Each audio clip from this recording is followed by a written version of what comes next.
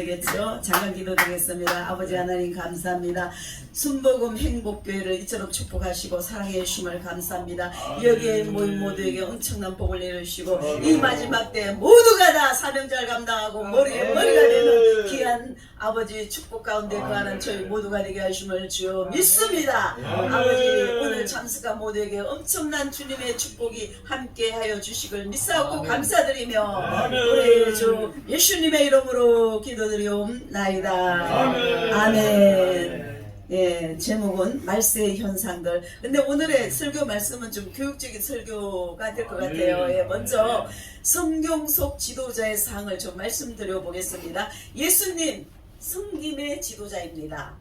아브라함 확신의 지도자입니다. 요셉 비전의 지도자, 모세 용기와 결단 열정의 지도자, 다윗 통치 군사 분야의 지도자, 요수아 믿음의 지도자, 갈렙 자신감을 주는 지도자, 사무엘 하나님을 경외하는 지도자, 느헤미야 깨끗한 지도자, 이사야 개혁의 지도자, 다니엘 영적 절개의 지도자. 네.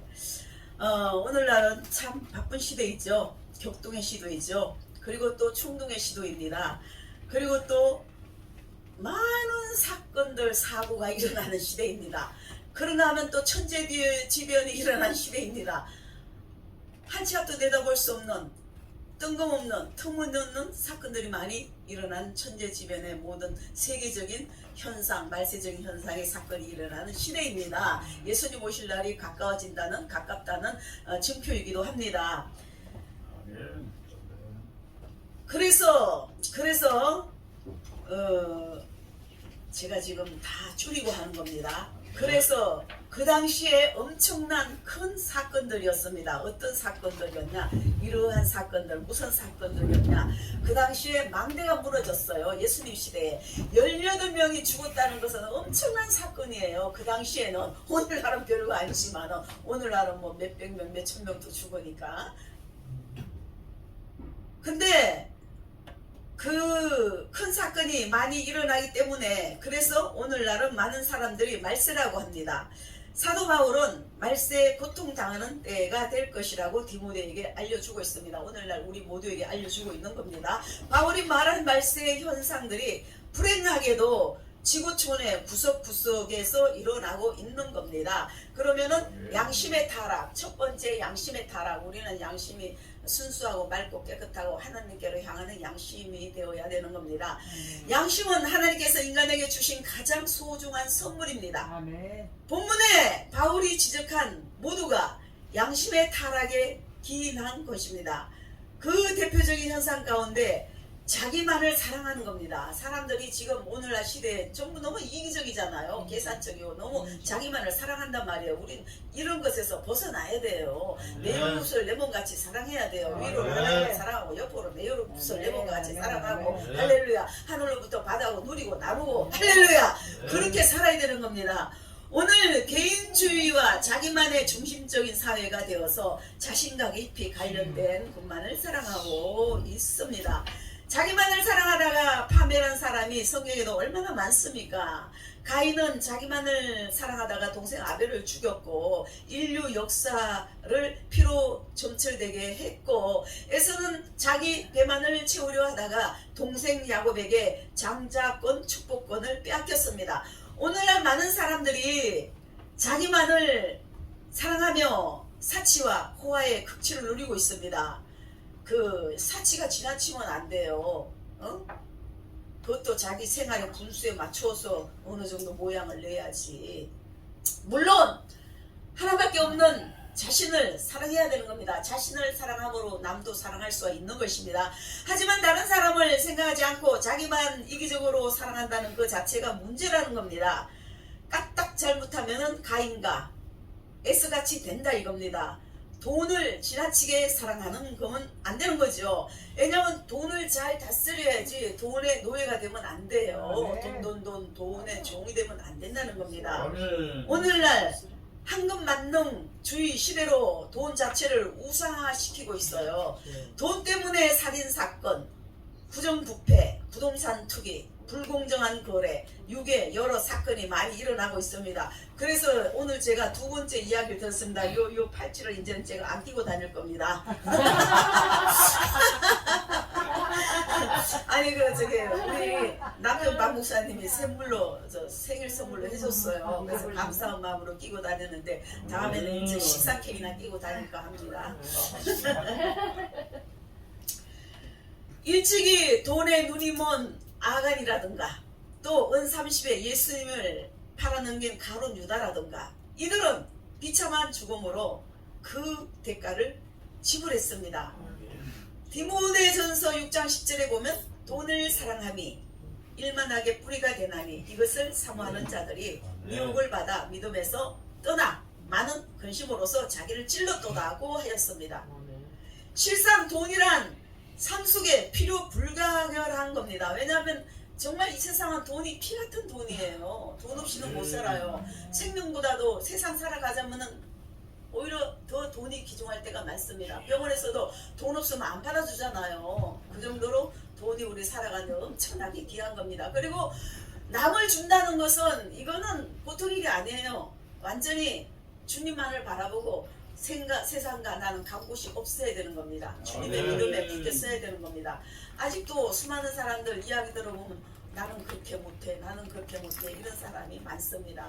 뭐 하나님 건데 뭐 못하긴 모르대. 그냥 단순하게 생각하고 죽으면 죽었지 뭐 까짓거 하고 그냥 죽게 되면 주는 거지.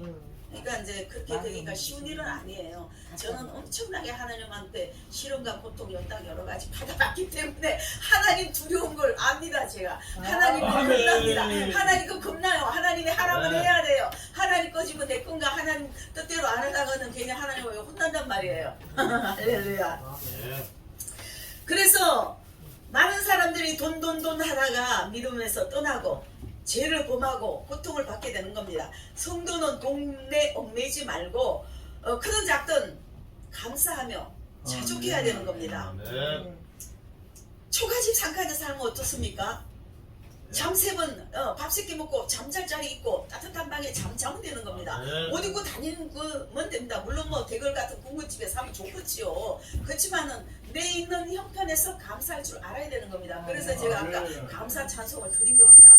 길가에 장미꽃 그 감사하잖아요. 응? 내가 뭔가 안 하는 거 얼마나 감사한 겁니까? 응? 그래서 자금과 교만, 자고, 난무하고 화목지 못하고 싸움 이런 거 안 된다 이거예요. 화목해야 되고 사랑해야 되고 평화로워야 되고 기뻐하며 즐거워하며 감사하며 할렐루야! 우리는 항상 기뻐하고 즐거워하고 감사합시다. 아멘.